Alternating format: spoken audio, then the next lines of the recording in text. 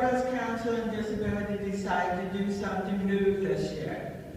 Some of you may know that we have the Missouri Youth Leadership Forum. It's a summer program at University of Missouri in Columbia. And we have over 200 alumni from that program.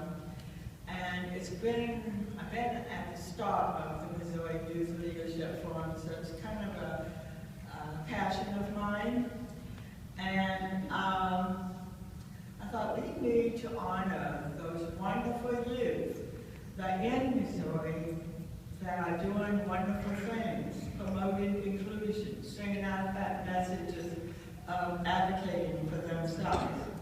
So new in 2013, the Governor's Council on Disability initiated a new awards program to recognize an outstanding Missouri youth with disabilities ages 18 to 30.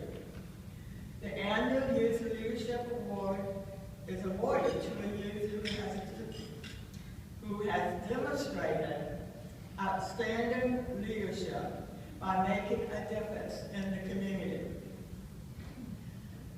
And this year's awardee is a young man who's an accomplished speaker, having led presentations to more than 37,000 in Missouri over the last 3.5 years.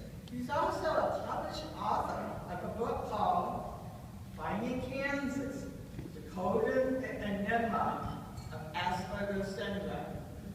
He also has a blog, Life on the Other Side of the Wall, which has thousands of followers. He has been named the mental health champion,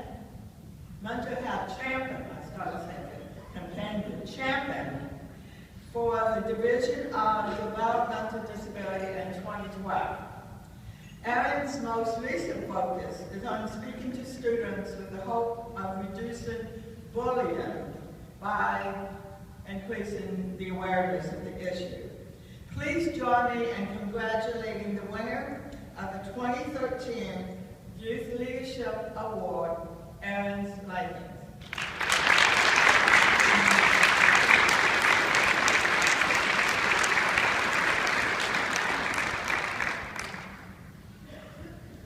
Well, thank you. This is a very, very big honor for me, and I have to admit, this is really a shock, because I think back in my life to 10 years ago when I first got my diagnosis of Asperger's syndrome.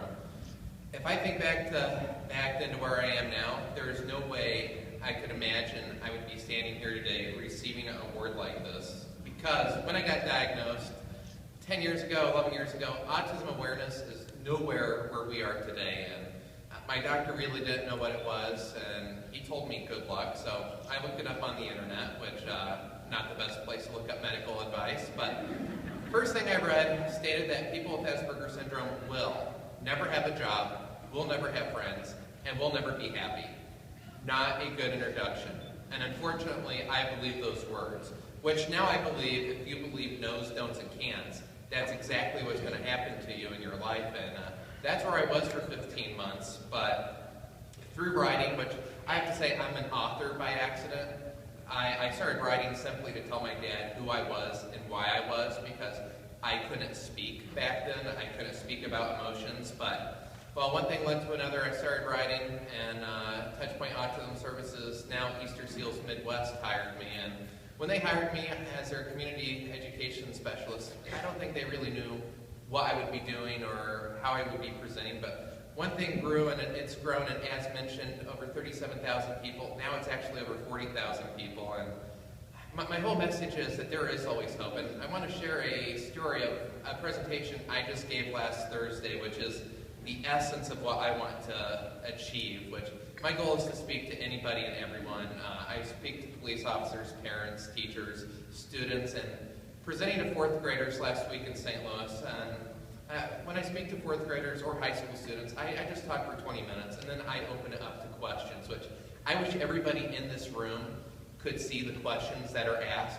I'll have, if I have 500 students, I'll have maybe 75, 100 hands up. If we have a 1 hour blocked out, there was a presentation in Dexter last year. It was a 45-minute presentation that went 2.5 hours.